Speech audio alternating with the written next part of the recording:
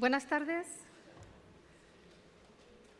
Buenas tardes y bienvenidos a la primera edición del Festival del Jaipur Literature Festival en Valladolid, España. Nos complace presentaros hoy Sacred Games, A Tale of the Indian Mafia. La conversación será entre Vikram Chandra y como moderadora Susana Torres. La novela épica del escritor y académico Vikram Chandra, Juegos, sagrados, nos sumerge en los bajos fondos del submundo criminal de Bombay. El libro, una magnífica historia de amistad, traición y terrible violencia en una ciudad moderna, fue adaptado a la primera serie original de Netflix en la India. En conversación con la académica y escritora Susana Torres Prieto, Chandra habla de su thriller policíaco neo-noir y navega por su narrativa de múltiples capas. Voy a presentar a los ponentes y os pido subir al escenario. El último libro de Vikram Chandra. El último libro de Vikram Chandra. De uno en uno. Vikram Chandra es Geek Sublime, The Beauty of Code, The Code of Beauty. También ha escrito las novelas Juegos, sagrados, Tierra, roja y lluvia, torrencial, y la colección de relatos Amor y añoranza en Bombay. Fue productor ejecutivo de la adaptación de Netflix de Juegos, sagrados, un éxito internacional que se incluye en la lista de The New York Times de las 30 mejores series internacionales de la década. Susana Torres, doctora en Filología Eslava, es profesora asociada de Humanidades en IE University Segovia y directora científica de un proyecto de Humanidades Digitales en el Harvard Ukrainian Research Institute, HURI. Dedica la mayor parte de su tiempo a investigar sobre el auge y la caída de los imperios y la retórica de poder, incluidos en los héroes reales y inventados. Paso la palabra a Susana Torres. Muchas gracias. Muchas gracias a todos ustedes por estar aquí y acompañarnos hoy en esta sesión, la primera sesión de la tarde. Es un placer para mí haber sido invitada por los organizadores del Jaipur Literary Festival a esta primera edición en un país de lengua no inglesa, y es un orgullo que sea, por supuesto, en Valladolid, que es la cuna de este, en fin, no solo de esta región, sino de este país también. Para mí es un honor, además, estar en conversación con Vikram Chandra, que, como todos ustedes saben, ha escrito lo que yo creo que es una magnífica novela, que es esta, Sacred Games. Si no lo han leído, se lo recomiendo vivamente, que además es una serie de televisión, pero que, desde luego, es, yo creo que principalmente, y yo no la he visto la serie de televisión porque todavía no he conseguido entender cómo pueden verter todo lo que se cuenta en esa novela en una película. La conversación la vamos a tener en inglés y yo creo que hay traducción simultánea para todos ustedes los que quieran tenerla. Vikram, good afternoon. Good afternoon. Thank you very much for being here. I'm very pleased to be here. Yeah, thank you very much for being here, for being in Valladolid, for joining us in the first session of this JLF festival here in Spain. So, Sacred Games, loads of things going on. I was telling in Spanish just a moment ago, I haven't seen the Netflix series, and frankly, for the life of me, I cannot understand how is it possible to actually put all that you're telling into a linear narrative. So the structure of the novel, let's start with that. The structure of the novel is parallel. How did you come up? You have two heroes, you have two people whose stories are being told in a sort of back and forth in intertwined chapters. So how did you come up with that idea? I don't know. Good. So, I mean, I think often, at least for me, I have no idea of what I'm doing when I start, right? So I just start with a hint of a scene. What I mean by that, the scene is a location, and the feeling of it, and a couple of characters in that landscape. In this book, I knew the cop, Sartaj Singh, because he had appeared in a story, in a short story in the book before. And all I knew was that Sartaj is talking to a gangster who has barricaded himself inside a strange bunker-like house in suburban Bombay. But I had no idea who the gangster was. Okay. And why he was there. So then I start thinking about it, and I always do this. I start to get to know the characters, some sense of their history starts to form in my mind, and what they want, where they come from. And then the story kind of develops from that. And so in the literary business, in the business of writing, there are two kinds of writers. This is generally agreed. There are the plotters, right? The people who draw an outline on the wall of the entire thing before they actually start writing the text. And the others are called pantsers, as in by the seat of their pants. Right? And so I'm one of the latter, so I just go along.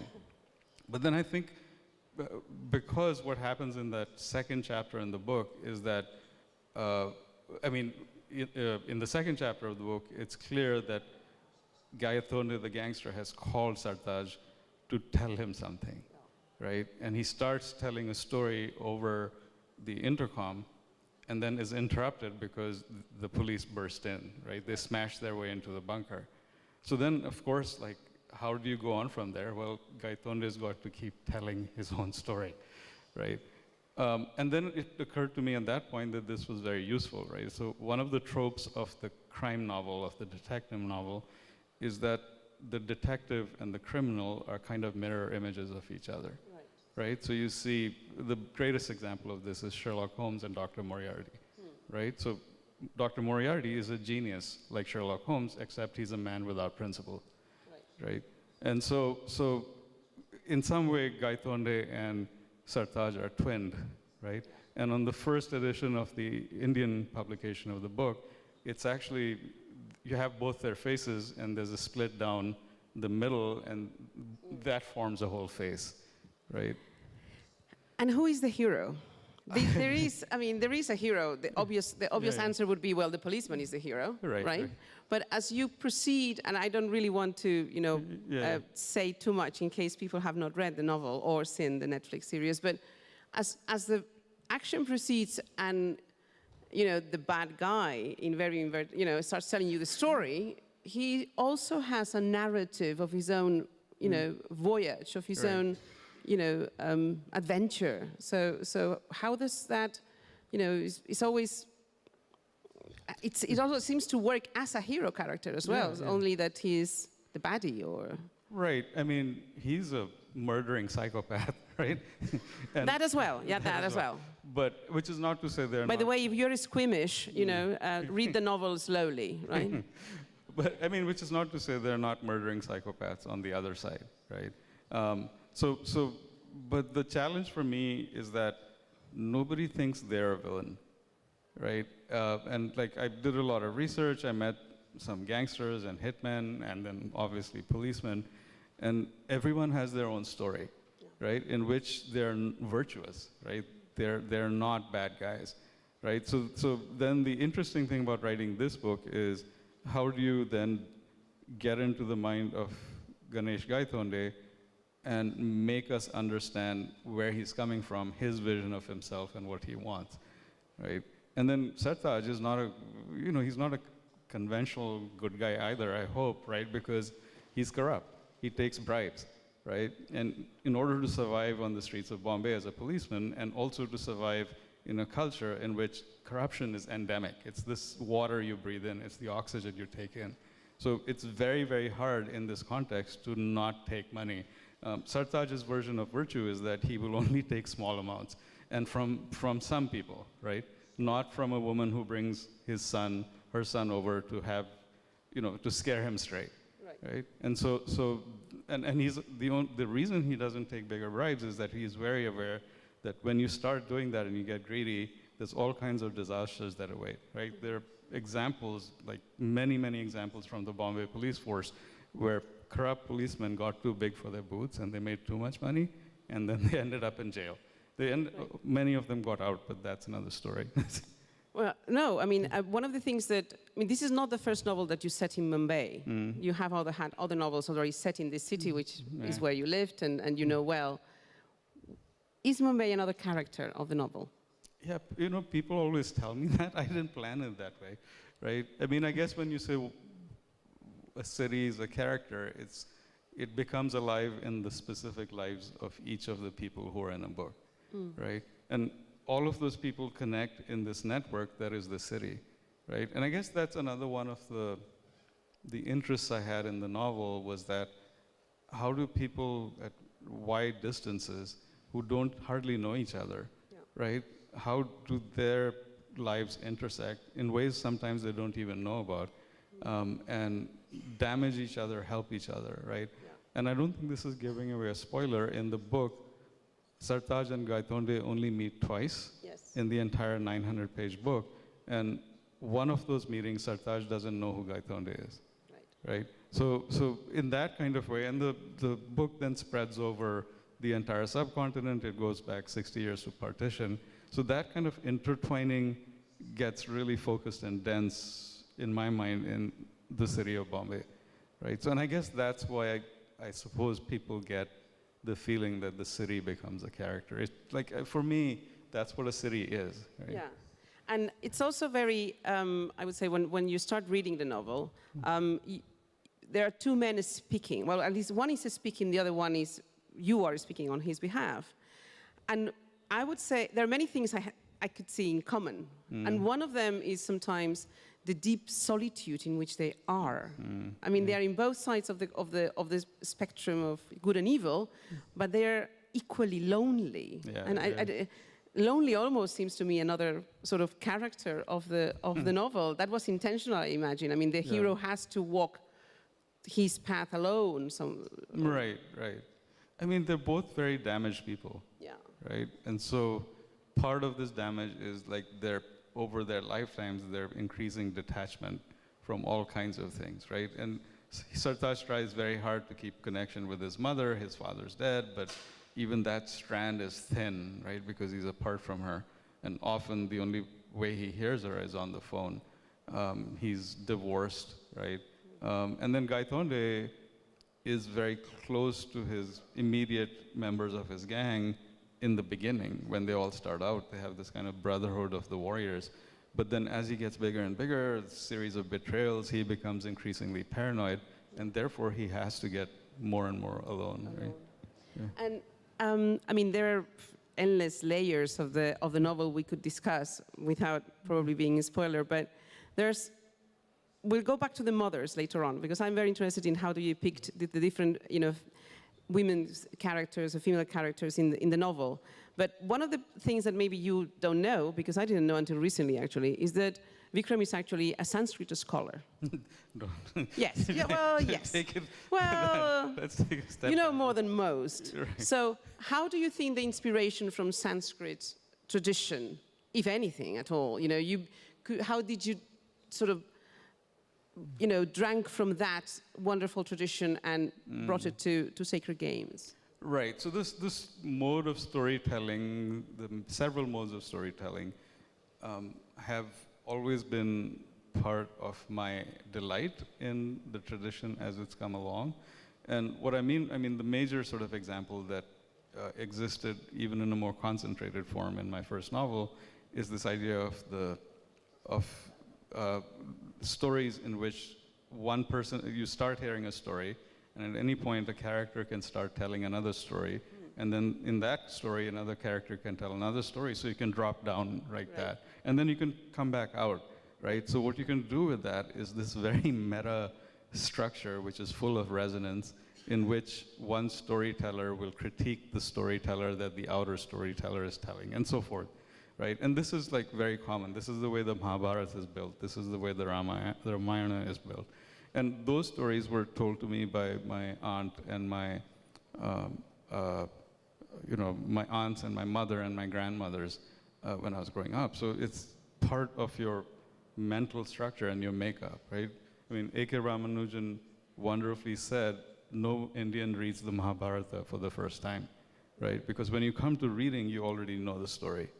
or you know the characters in a very deep sense, right? And I think, in a way, the presence of those ancient epics in modern India are more alive and more present, right? Like you can say to anyone on the street, like, who is Arjun, or make a reference, and they will immediately know, right? And so I don't know in the United States, if you said Hector, how many people would get the reference, right? Despite the Brad Pitt film. Yeah. Right? So it comes from that, and then the other major thing that I think I've absorbed, unconsciously, mind you, right, from all of this, is the circular construction, right? So that a story then begins someplace, and often through this frame telling ends up at exactly where it began, right? So the tradition holds that you can start reading the Mahabharata at any point in it, and then read it round, and you will get the same effect, right? And also the other thing is, if you read the Mahabharata all at one time, you will go mad, for sure. They say that. Well, when everybody seems to go mad in the novel, I would say a woman turns up. Oh, yeah. The mother of Sartai, the wife of Gaitonde.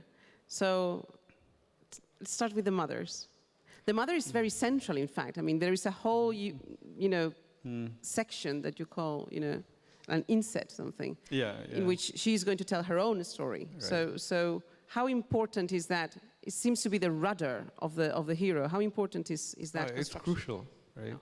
It's very crucial. Like I was talking about, his mother is a presence in life to whom he is still very deeply connected, and through her to his father, who's dead, right? And then also his closeness with her. I mean, the other thing I should say, I guess, is that, again, the women in my life have been really amazing, strong people. Like, India is it's a misogynistic culture, right? Including these ancient epics. And women suffer in it every day right now. But within that context, I'm amazed by how strong they are, right? So my aunts, each of whom has this epic story. My grandmother, and especially my mother's mother, was an amazing person and like scared the hell out of me when I was young, right? Badi Bua, who's my father's eldest sister, is a similar kind of presence within the household, right? And it's not just like the kind of whatever, the bossy aunt thing.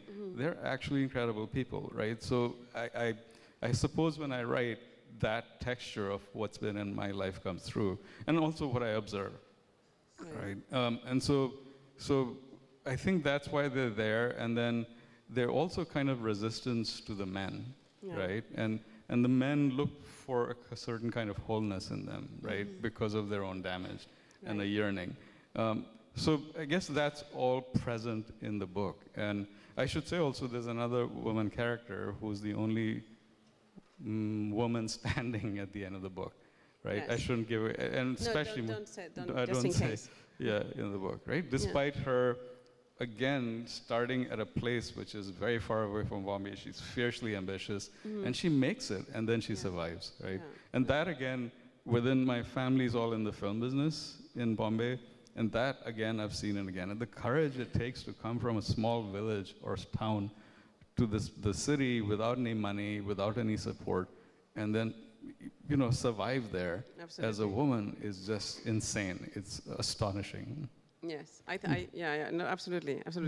We might have to reconsider which one of the two is the weak sex, but anyway, that's another conversation. But most people, when they approach the novel for the first time, they think this is just a novel about mafia, about killings, about blood spilled everywhere, believe me, and once and again.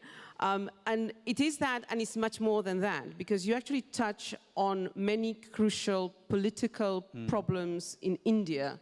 You take us back to the partition, which you all know how brutal it is, but you describe it in a sort of indirect way that is actually heartbreaking. Sorry, and so.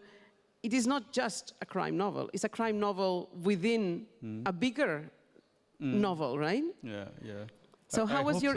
Yeah, of course, no. But how did you want to deal with the problems of the partition of Muslims and Hindus? And I was very curious. I have to say from the very beginning, why Sartai the hero is Sikh. Why did you choose him to be Sikh?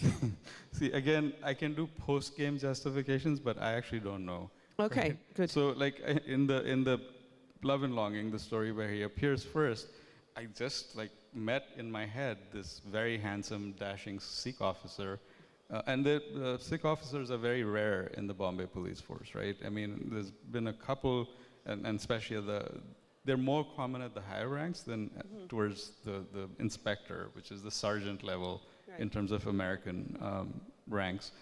And so I saw this guy and I started like developing him as a character, and then it became kind of obvious.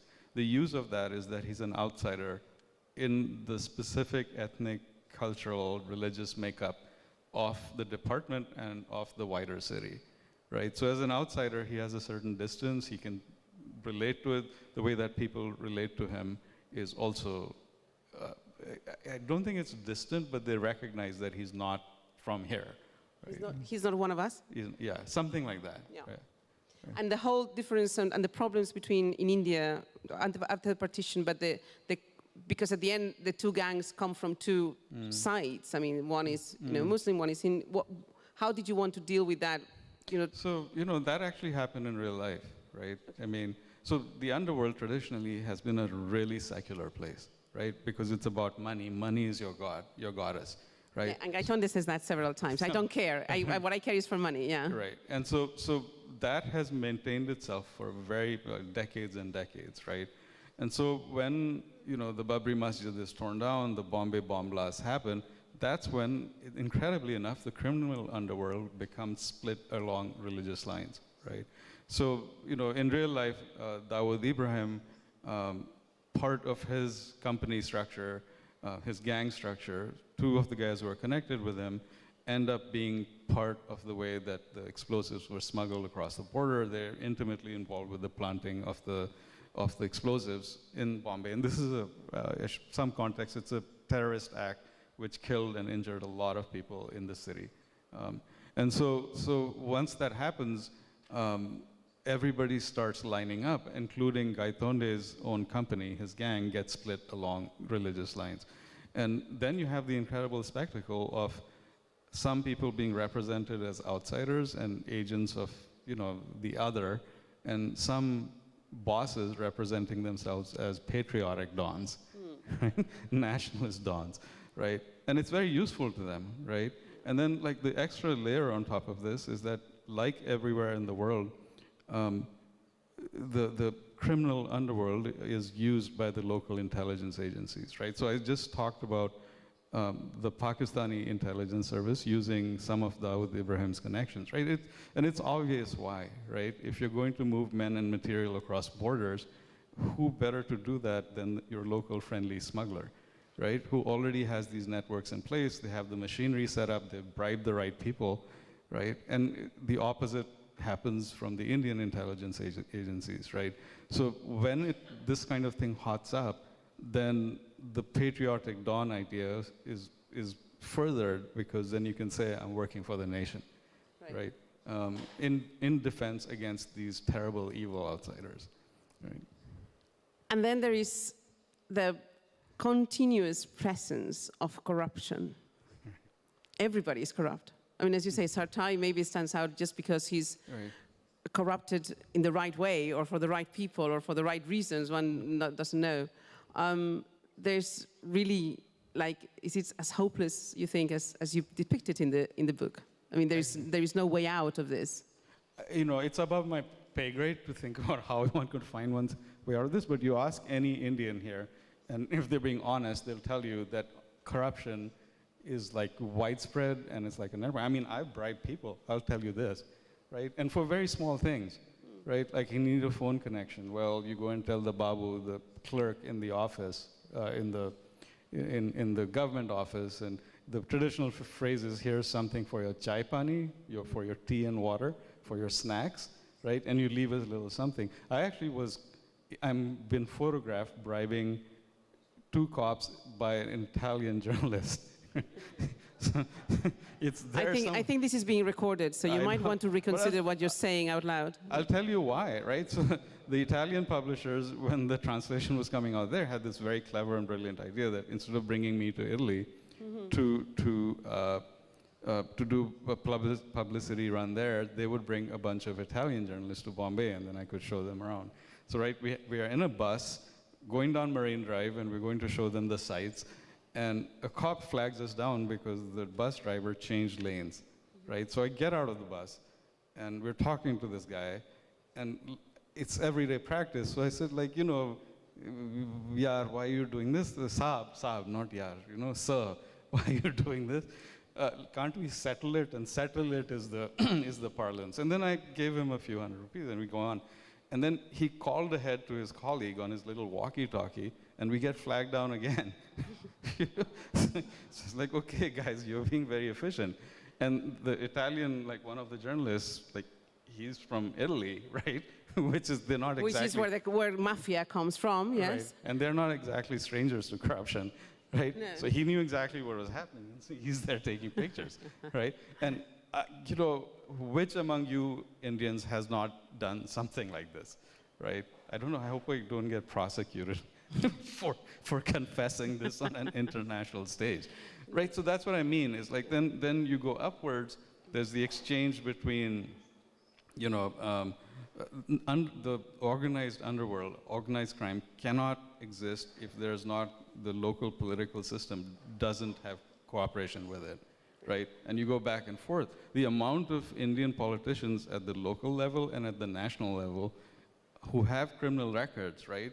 Who have hundreds of cases filed against them. I'm not talking about like small-time bribery. I'm talking murder, intimidation, assault, is insane, right? And so when you have that system and the exchange of money is going back and forth, like you were saying, in that pervasive kind of atmosphere, how does one actually deal with this, right? Yeah. And it's not gone away in recent years, right? I mean, absolutely not. I have a friend who had some, I should be careful, who had some land in a northern state. He sold it, and the old system is like, we'll take half of it in a white, it's called white money, right? By check or bank transfer. The rest will be delivered in cash, right? And like, there's no option but to like do this.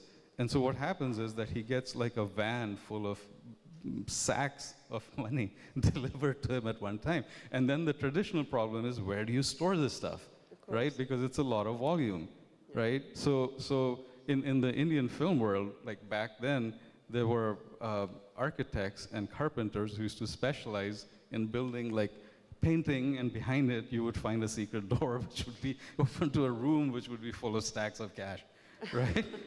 So often in the news now, you will hear about some, I don't know, politician, some like sort of person whose house is raided, and they find rooms full of crores, millions of rupees, stacked high with notes. So anyway, my point is that I'm making fun of this, but it's there, it exists, and I don't see how you can, I guess you could cut back on some of it, right? But I don't know how you will completely remove it from the system. I just don't know. So, I mean, there is the inevitable question of why the title. Do you have an answer for that, or you're going to say, I don't know? No. Okay. Yeah, I won't be that evasive. So, I mean, one of the... Sacred. Yeah. Right. So, I mean, one of the major kind of, I guess, concerns in the book is religion, obviously, right? Leading back to partition. The way that Gaitonde finds meaning for himself and his role in the universe is also through a kind of growing allegiance to a guru, and who offers him a kind of cosmic vision, who makes him understand or gives him a reason why he is, and tells him essentially also that he's a warrior for the good, right? And then Sartaj has another kind of very strained relationship with religion, you know, and comes to a kind of resolution with it by the end, but it's not like, you know, fervent belief or anything like that, after all the tragedy and the damage that's been done to him through the story. And then the idea of game is, I guess, I mean, there's several things like, I mean, when I was meeting these people in Bombay, I mean, so the underworld, like everywhere, has its own specialized lingo, its jargon.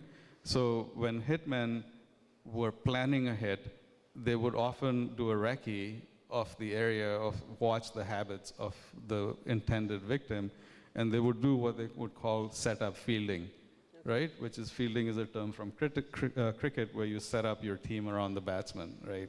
To prevent the batsman from taking runs. And then, you know, they would refer to the game and stuff like that. And I think that's where it also came from. And then also the idea of, which has been present in my head and in my books for a long time, the idea of the universe as Leela, which is the Lord's sacred play, right? And this became very pointed. So I met these 3 hitmen, the young guys, like in their early and mid-20s, in this kind of sleazy hotel in a suburb in northern Bombay. And one of them was intensely interested in the spiritual, right? So first of all, he asked me and the writer with me, why are you writing about this world? You should be writing spiritual books to help people. So it's like, oh, okay. I mean, and when I'm doing this kind of interview, I'm not a journalist, right? So to me, what is much more useful is that you gently ask questions, and then you listen to the other person, and you shut up, right? And you let them tell their stories. Because at some point, if it works, what you feel is that they're not telling the story to you, they're telling the story to themselves to try and understand their own lives, their own narrative, right? So this guy goes on, and like it turns out we order food, right? But he's vegetarian, so it's like, wow, a vegetarian hitman. So I ask him, why don't you eat meat? And he says, well, the meat heats up my blood too much, right? So he wants to stay calm. And then it turns out that he's a yogi, right? Oh. He does yoga, right? Which I actually ended up using. I mean, all of this was too delicious to not use, right? Yes, because... one more thing. Sorry. So then he actually, so I said, like, one of the questions I asked was, okay, you've told me how you set up feeling, you know, how you close in, and how you finally do the hit, and then you calmly walk away. But you know, the guy that you're killing has done nothing bad to you, right? And you have no personal enmity with him. How do you justify this? So he comes out with this line, and I think I'm quoting it almost verbatim, is that his death has been written by the Lord, and my role has been written by the Lord, and so I'm just doing my job, right? And that, of course, we had a presentation on the Bhagavad Gita last night, is exactly what Krishna tells Arjun, right? That you should do it with a detachment. And so like the calm vegetarian yoga doing hitman thinks he's taking part in the proper way in the play of the Lord, right? So game, right, for all these layers of, yeah. One of the other things that certainly caught my attention when I read the novel is despite having 2 characters, who, you know, in which all the action is focused and the chapters and, you know, it's a very choral novel. It's a very choral novel. Lots of people appear, lots of characters. I wouldn't say even secondary characters, but lots of people's lives. You learn the wife of Katakar and Katakar himself, and the little young boys, and the mother, and the friends, and everybody has its own story. How does one research for all this? I mean, it cannot be that how many years, lives you could take to research all these lives and, you know, particular circumstances of each of them. Well, what it requires is that you're a kind of demented, obsessive person like me. Good. So, I mean, I do a lot of research, and it's fun for me, right? Although, actually, while I'm doing it, I often pity myself. Like, what are you doing in this hot place? You could be at home in an air-conditioned room, and you should be writing that. But the reason it works for me is that it gives me a sense of the texture of people's lives that I can't get. I read a lot of secondary sources like newspapers and scholarly articles, but to actually write it in a way that has density and color, I think that comes from an actual encounter with a person's home, with their life, with their professional surroundings, right? And so what I mean by that is that when I walk in there and I'm doing my interview, trying to shut up, and there's a kind of conscious noticing, right? Where I'm trying to observe what's around me, and I'm asking questions and writing the answers around in my notebooks. And what I mean by conscious noticing is like, I love walking in cities that I don't, especially the ones I don't know. So I was taking walks around the city. And one thing that really struck me is here are the signs for the pharmacies. You know, those green neon ones? Yeah. Right? And everywhere in the world, those signs are built to be noticed, right? So, you know, and you have lit up signs, you have, in India, we have white signs with red crosses on them. But these ones have these patterns that go up and down, and I was really struck by that. And like the way that my mind works is, okay, if I have a character here, what use could I make of that? Of flashing lights. Of those flashing lights, right? But I'm sure what I'm also doing is absorbing details that I'm not knowing that I'm absorbing, right? And so if, I mean, the example that I use often is that I went to meet a very young 28-year-old cop in a police station in central Bombay. And he actually, I don't know, he turns up in one version in the book. You'll recognize him, okay? Because I'm talking to him and he's got his desk is full of those incredible pile of registers where you're wondering how do they ever find anything. Right. And I'm asking him questions and he's very stylish and he's strong, he works out, you can tell, right? And he's wearing very slick clothes. And under the desk, I can see him, he's wearing a pair of really expensive Keds, right? Like sneakers. I'm sure they were Nikes or something like that, right? So years later, when I'm trying to write a scene which has something like that, a character, one of the things that I used was that this stylish young, very macho cop who thinks of himself as a kind of lover, you know, he has these sneakers that Sartaj actually notices, right? So that kind of thing I can't get by sitting in a room writing, right? Many of us grew up certainly having watched the Godfather films, the Godfather 1, the Godfather 2, the Godfather 3, where we all learned by heart these famous, you know, it's not personal, it's business. How different is Indian mafia from any other mafia? Or are they all the same? I mean, of course, the topic of and the issue of betrayal is very much present there. And sometimes as I was reading, you know, flashes of images from the Coppola's films were coming back to me, you know. It's like, oh, yes, that's when they killed so-and-so. So how does it, Indian mafia is specifically different, intrinsically different? I mean, I should tell you that one of the incredible things that I also learned from somebody was that apparently Dawood Ibrahim, who's like the internationally famous boss of all bosses, who was responsible for changing the shape of the Indian underworld, he, I was told, watches the Godfather films obsessively, right? My husband did that as well, I should worry, right? Exactly, right? So which seemed to me kind of perfect, right? That here's this guy who apparently finds some kind of reflective meaning in those movies, right? And so I mean, I have to say I don't have enough first-hand experience of the American-Italian mafia or the Sicilian mafia to make fine judgments, but I would say that they're very similar, right? Because from what I know of the Italian mafia in the United States, they're very religious, they're very obsessive about family and tradition. They have all these rituals of, you know, doing the made man thing, which again, like echoes, in my view, in what I've seen in India, right?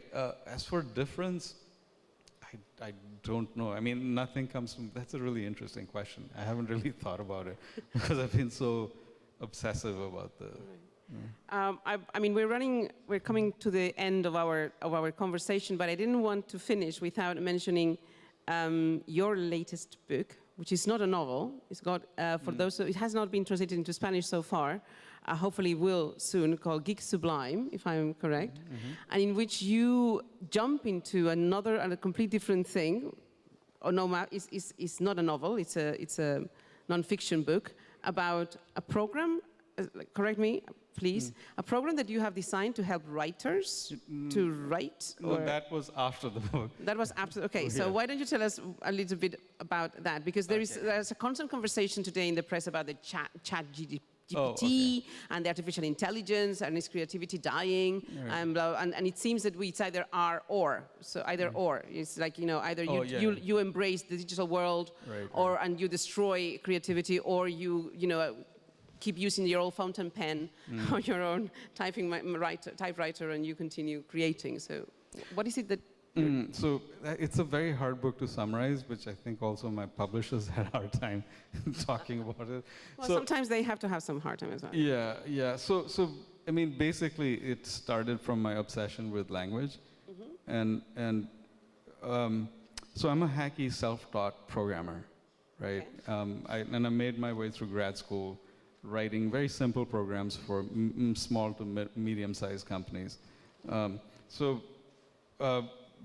Coding languages are, of course, very important in today's world, right?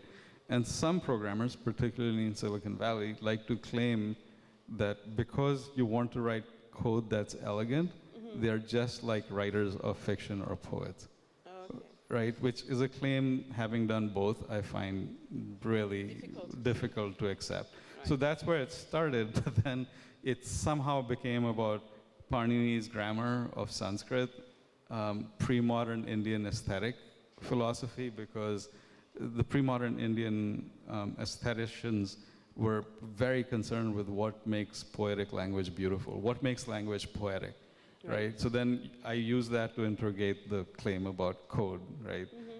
And anyway, I'll stop there, right? So. And Grantica? So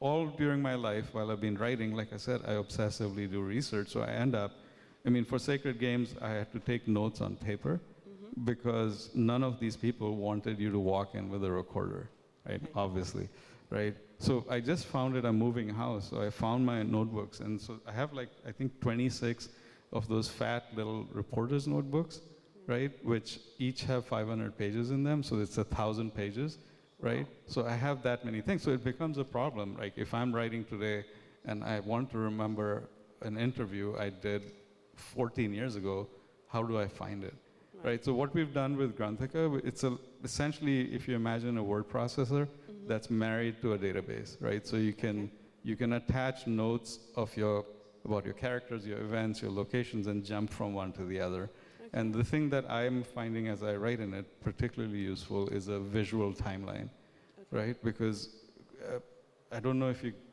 you can imagine this if you're a writer.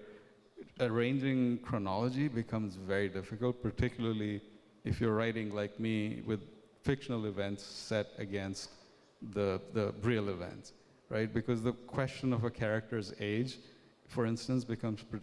I should say one example of this is that when they were adapting the book into the Netflix series, the first time I walked into their office, in their writer's room, they had a very large board up in the wall, and they had yellow stickies in columns, right, with trying to plot the events of the novel, and then they had mathematical equations because they had moved the story from ending in 2002 to 2005, and they were trying to figure out how have people aged, and Sartaj couldn't be a first responder to the bomb blast if he's a 35 or 45 in the series, right? And so to handle that, it's very confusing and frustrating. So that's what the software does. Okay, excellent. Thank you very much. I think we are going to open now the floor for questions. Should anybody would like to ask any questions in Spanish or in English, and people are going to circulate with the microphones. Yep. Yeah. No. You can start with her. Yeah, thank you. Yeah, hi, thank you very much for that. I was curious, Vikram, about how you gained access to all of these cops and underworld dons. How does that process work? What do they know about the literary world when they hear that there's a novelist that wants to come and talk to them? What does that even mean to them? So I owe everything to my friend, philosopher, and guide, Mr. Hussain Zaidi. He's one of my closest friends in the world now. So I met him when I first started writing that cop story in the short story book.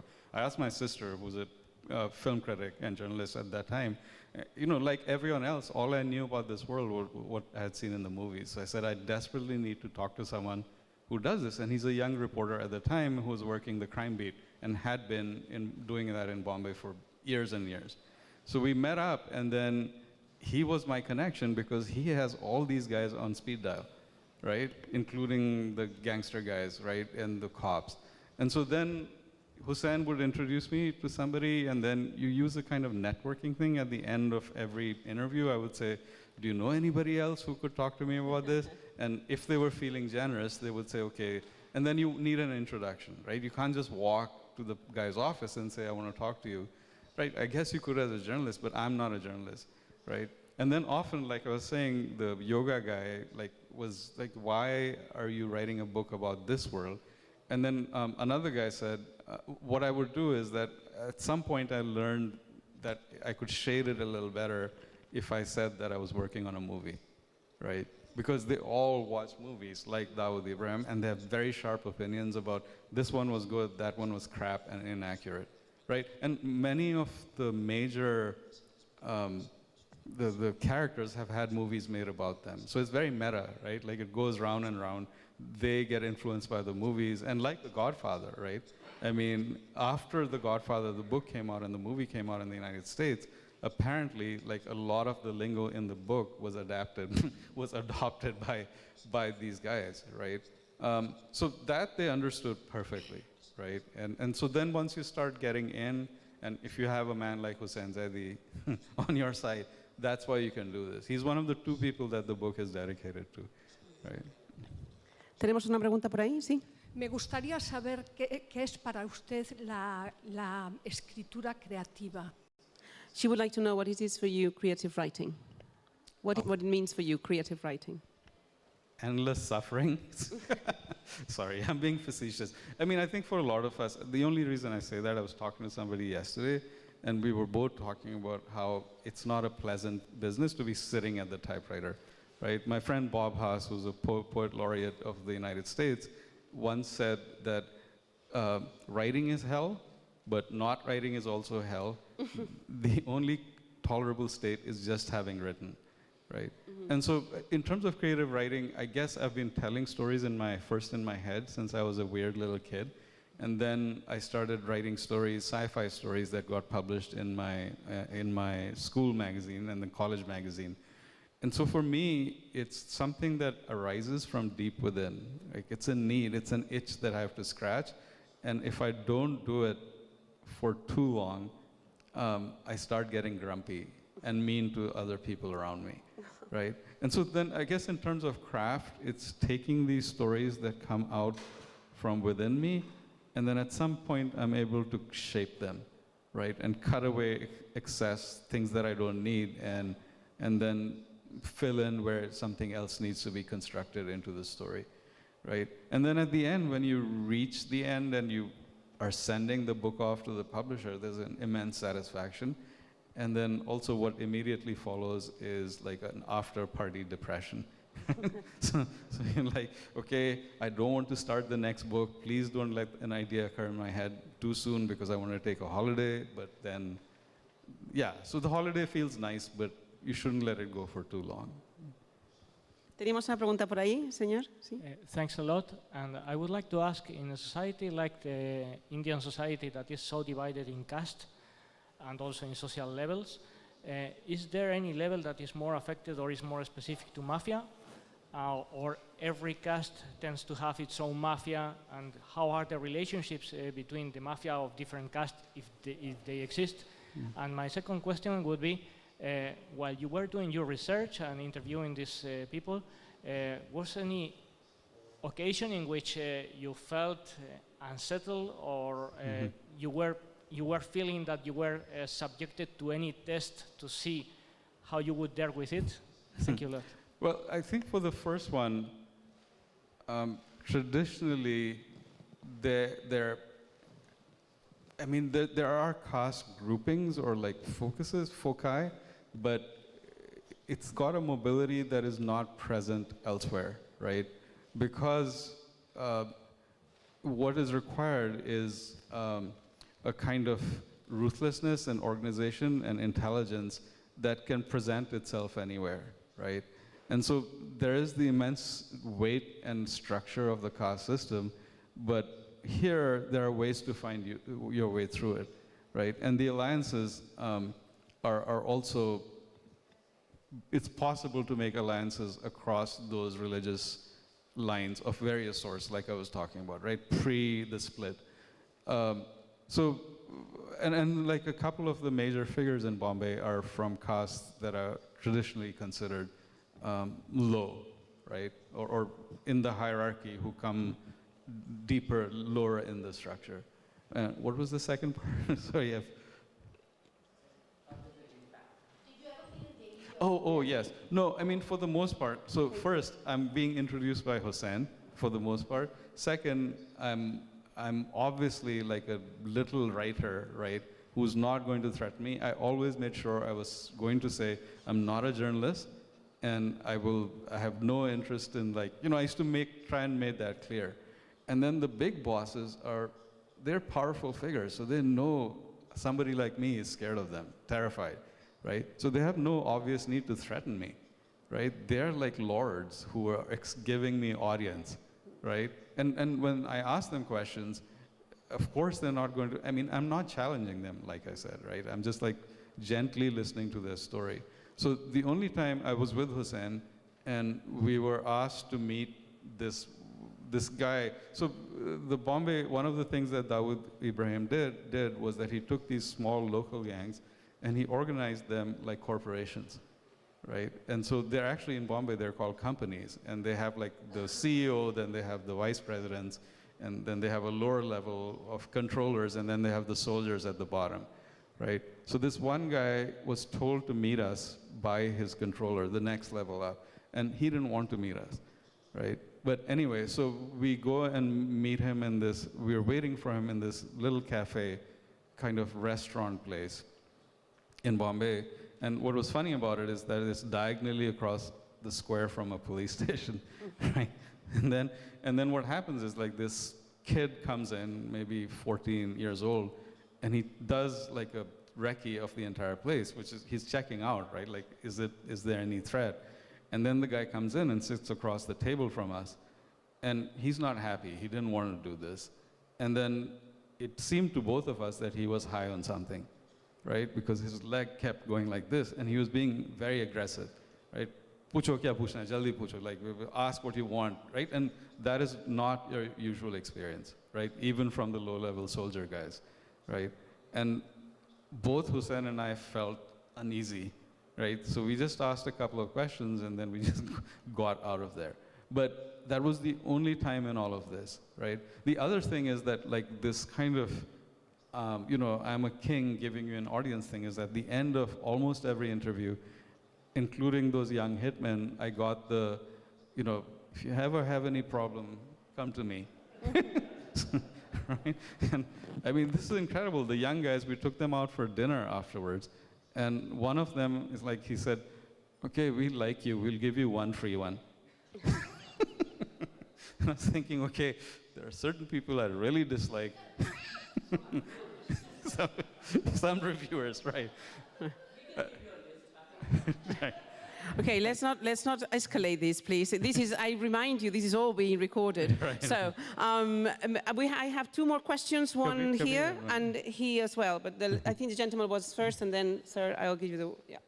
Yeah, I would like you to elaborate a little bit about the very meaning of the name of the novel, and that question that she was asking you, really maybe the mafia in India is not so different, but the very time in the moment that the novel came in India, in the political state that India is, taking into consideration, as you say, the importance of Gaitonde as somebody who is working for the state, yeah. And you know what I mean about Hindutva and how it's being played in India, religion, in politics, Yeah. So I would like you to elaborate a little bit more about that, because maybe here in Spain, not so many people understand how religion is being used in India today, and the impact of the series is related with that. So that is why I think that will be important, if you could elaborate. Yeah, sure. So, the way that the role of religion came to me was, so I really thought I was going to write a tight little 220-page thriller, right? Here's this gangster, And he's in this barricaded inside, and by the end of 250 pages, we'll know why he's there and who he is, right? And so then I start writing about organized crime, and the first thing that occurs to me is that what I said is that organized crime cannot exist without political connection, right? Cooperation, exchange of values from both sides. And then once you start thinking about that, it's so obvious that you cannot think about politics in today's India without thinking about religion, because that is prime leverage, right? I mean, I don't know if you want to call it propaganda, perhaps you could call it messaging or whatever. That is what moves millions of people and is used for political gain, right? And then, I mean, the international stuff, of course, partition was along religious lines. So that is, again, very obvious.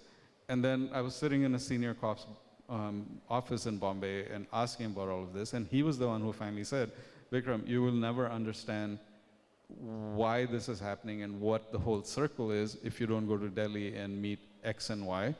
And he was talking about people in the intelligence services, right? And so the book kept getting wider and wider, right? And one of the problems that we talked about a little bit yesterday, trying to find a structure to hold this whole thing was like, that was a struggle, right? So I think you're absolutely right, is that in India, and you know, I've been writing about this, the religious aspect of this since my first novel, because again, it's impossible to escape, right? Like starting in the 80s and 90s, right? So what is happening now is the end of a long process that started in the 1930s in a very acute way, right? So yeah, I mean, and so again, in the way that we were talking about, if you're trying to do a kind of thick description of a culture, like I think I want to do in everything I write, by that I mean in an anthropological way, right? Like, what are the processes that make human beings act in certain ways, believe certain things about themselves and the world? Then all of this network makes them who they are, right? And puts them in certain modes and conflicts. And so with a certain kind of deadly inevitability, I came to all of that, right? Again, not planned, but once I got a certain distance, I could start to see why it was happening, right? Does that make sense? Yeah. Sort of. And yeah, we have only a few minutes for the last question, sir. Vikram, you started this discussion by saying that there were two types of novelists. There were the plotters and there were the pantsers, those that go by the seat of their pants. And you've put yourself firmly in the camp of the first, the seat of the pantser. Why do you think it is better I don't to be think a it's pantser better than a plotter? And my second follow-up question is, since you teach writing about writing in America, is that what you advise other novelists to do? No, I don't think it's better at all. I envy people who can plan, right? Maybe it wouldn't take me 10 years for each book if I could actually plan it. But I can't do it. I've tried the other way. I can't do it. I just sit there completely paralyzed, right? Because the only way I can discover the book and what it's about and who the characters are is by this slow, steady, grinding process. And like I was saying, a lot of people do this, including people that you would never expect. What is the name of the author who wrote Song of Fire and Ice, you know, the sequence of books that got made into the Game of Thrones? George R.R. Martin.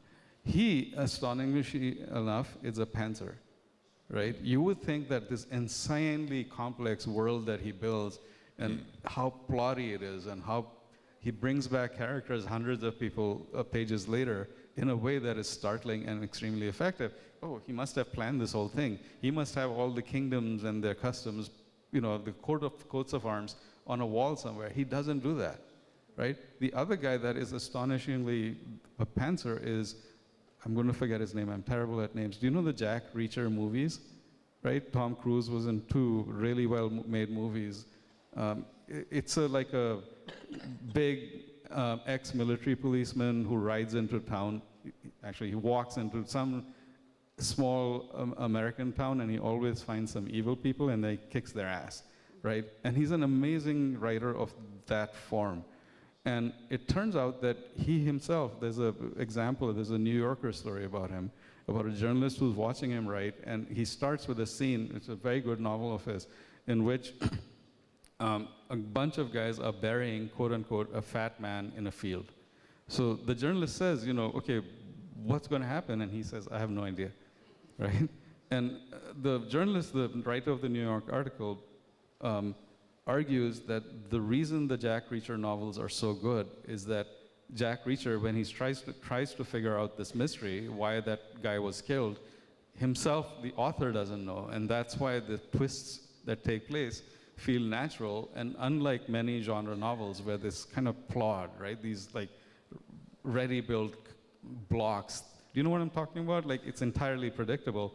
Reacher's, the novels are, I don't know what word to use for them. It's like every novel is built the same, like I was saying. Jack Reacher kicks bad guy ass, right? But each of them feels somehow fresh. Okay, leaving aside the issue of plot, you set out with the story in mind.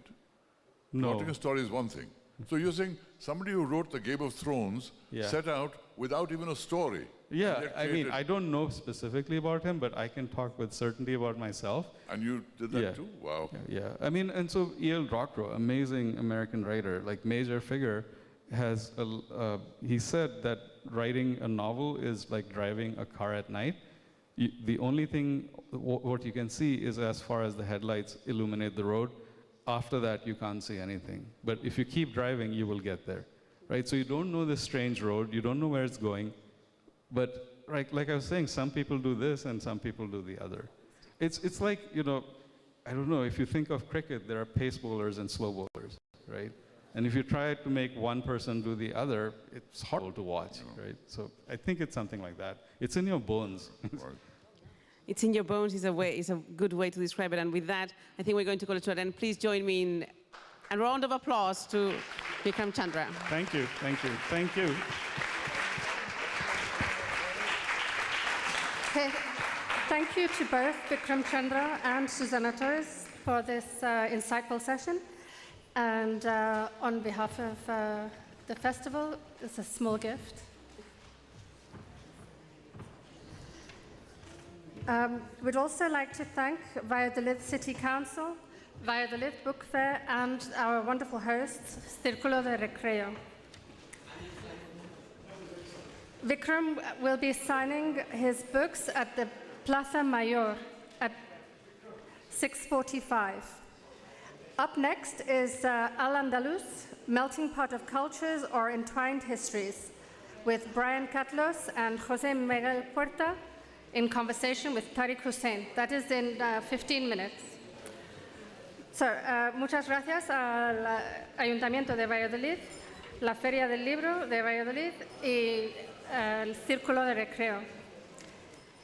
Vikram Chandra firmará copias de su libro que se puede adquirir allí en la Plaza Mayor a las 6:45. La próxima sesión es el Al-Andalus, Melting Pot of Cultures or Entwined Histories. Empezará a las 6:45 aproximadamente.